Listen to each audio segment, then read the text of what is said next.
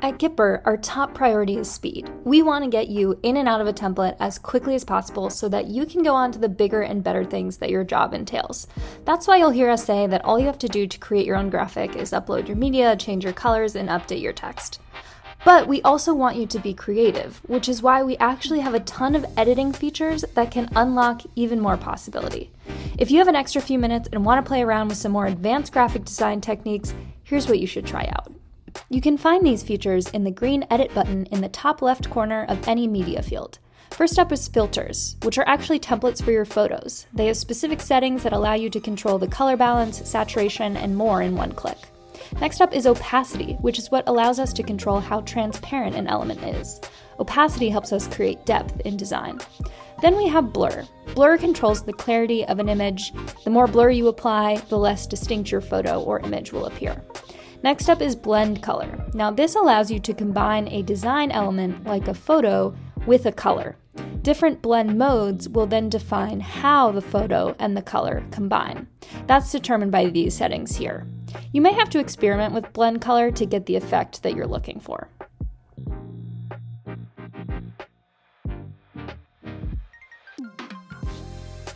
Finally, we have drop shadow, which is one of my favorites. Drop shadow is darkened tint that creates the look of a shadow behind a design element, giving it a 3D appearance. Drop shadow helps design elements stand out by giving them a raised look. Now, every single one of these features is available on any media field on the template. That means that you can edit any photo or logo on your graphic. You can feel free to get creative with it too. Here, for example, I'm going to adjust the size and opacity of the logo to create a unique, textured, and layered look. You can see how making these small and simple tweaks actually gives the graphic a whole new feel. Now that we've got an idea of what these advanced editing features can do, let's check out some examples of how we can apply them to real-life graphics. First, we're going to use opacity and blend color to recreate this awesome graphic from Brother Rice. I'll keep their graphic in the top right-hand corner so we can reference it as we go. First things first, I'm actually not going to use the photo field that's on the graphic, and you'll see why in a bit. I'm going to update the logo. I just grabbed theirs from a quick internet search. It might not be exact, but that's the one we're going to use. And then after changing the colors, I'm going to move on to the additional elements field at the bottom of the editing sidebar. And here's where I'm going to add in a photo. So you'll see I'll add in a photo, and I'm actually going to resize it so it covers the entirety of the canvas. I'll use the Arrange tool to actually send it all the way back. Now, we didn't adjust the background color at first, and here's why. I'm now going to change that background color now that the photo's beneath it, and then we're going to use the opacity slider that you'll see on the side there to adjust the opacity of the background color. And you'll see what that does is it actually reveals the photo underneath it, but because there's a color overlay on top, it gives a nice colored effect there. So that's how we can achieve that colored photo filter effect using opacity. But there's another way we can do it using blend color. So I'm going to repeat sort of the same process here, add the photo in and adjust it so it's over the entire canvas. Instead of sending to back, I'm just going to press send backward until it's behind all of the text and the confetti. And then what I'm going to do is hit that edit button and actually use the blend color field to get this effect. So again, blend color allows us to blend the color and the photo. You'll have to play around with the different modes to really get the effect you want, and don't forget that you can always adjust the opacity and some of the other advanced editing features as well to really get that final product. Once we're happy with it, let's take a look at what we've created. Here's the original Brother Rice photo, and here is our graphic using the blend mode and color opacity to recreate the look. Let's check out another example. This time we're going to recreate this graphic using logo opacity and filters. After poking around on the template dashboard, I noticed that they used a welcome template and repurposed it for game day, so we're going to do the same thing. First things first, they didn't use the photo field and instead used the logo and moved it into that hexagon there, so I'm going to do the same and just resize the logo so it fills that space. And then what I'm going to do is head over to the edit button and apply a black and white filter to this logo. You'll see it kind of creates that same grayscale effect that they have. Now, the other thing about these hex templates is that we have a background logo field that already has a logo opacity set. So we'll upload a logo into there, and then as you can see, it uploads in color, and I'll do the same thing and apply a black and white filter so we keep that grayscaled effect. Now you can use the isolate button, by the way, to actually isolate elements on the canvas and make sure that all of your edits look as good as you want them to. We'll swap out the colors so that, again, they're keeping that gray theme that they have. And then to kind of achieve the same look that they have with the text, I will change the color of the game day text to a little bit of red. And then from here, I'll just quickly update some of the text to get the same look and feel that they've got going on the bottom there.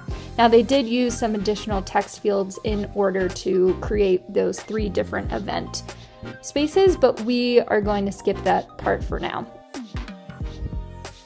I'll just put a couple of finishing touches on the text and color here, and then move on to my favorite part of this graphic, which is the cougar crossing sign in the top right-hand corner of their graphic.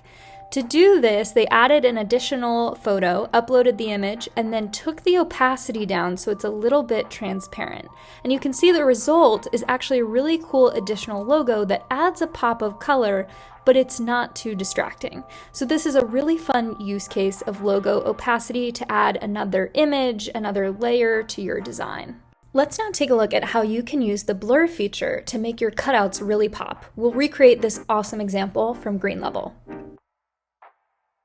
To start, I'm going to change the cutout, which I'll do by uploading a photo and using our remove background feature. I'll then resize it and move it around as needed. And then what I'm going to do is change the background photo. I'm just going to use the same photo that I used to create the cutout, and then this one I'm going to edit a little bit as well. Once the positioning's right, we're going to add some blur. I'll use the slider to adjust it to my liking. I'm going to go for a decent amount of blur here because I want to make sure that you can't see the girl that's actually in the background photo. Now the hard part is done, and I'm just going to make a few more edits to mimic the look that Green Level has going on in their graphic. So I'll change the logo, update the colors, and adjust some of the text. It's not going to be totally exact, but you'll get the idea.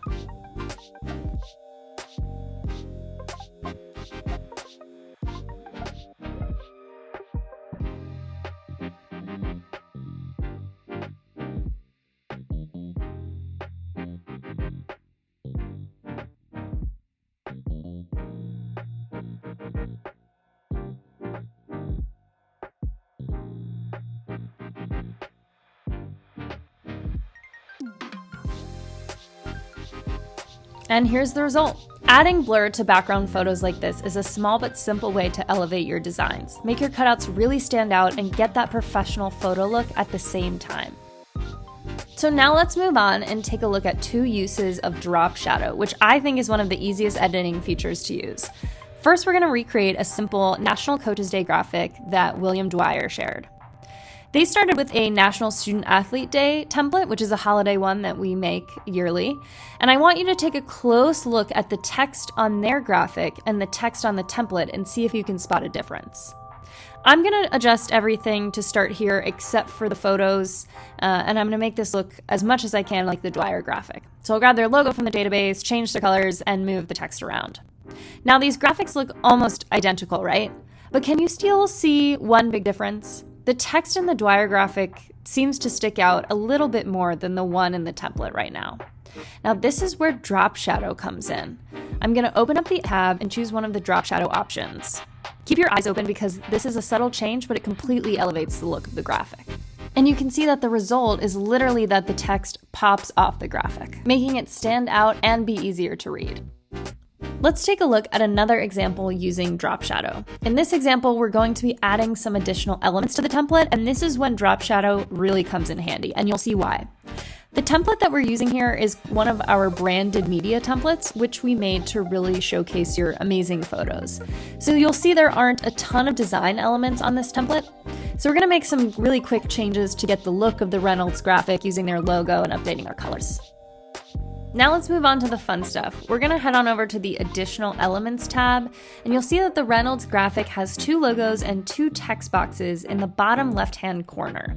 We're gonna go ahead and add the logos using the database, and then add the 2 text boxes.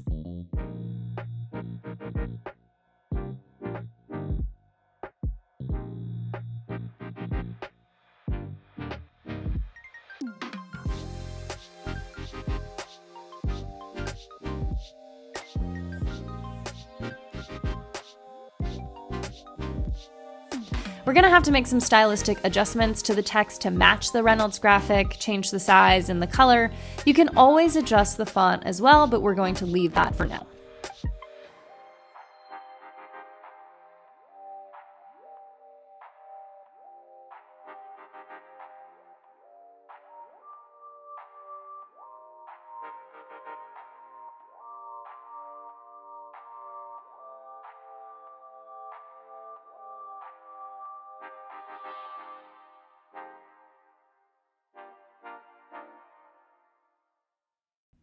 So now we pretty much got everything in place. I'm just going to quickly switch the text color from black to white, and now we're matching the Reynolds graphic. Now you can definitely see the text and logos in the corner, but they don't really stand out or look cohesive with the rest of the graphic. So we are going to add some drop shadow, and you'll see that not only is the text easier to read, but it looks a little bit more purposeful on the graphic. Now the fun thing about drop shadow is that you have a lot of options for where you'd like the shadow to fall. Play around with the choices and opt for whichever one looks the most natural. You can always adjust the blur to make the shadow look more condensed or widespread. I'm going to give the same drop shadow treatment to the logos to make those stand out as well, and then we've got pretty much a completed graphic. Use drop shadow on additional elements to help them be way more visible and cohesive with your design. So now you have multiple real-life examples of how you can use Gipper's advanced editing features to elevate the look of your graphics.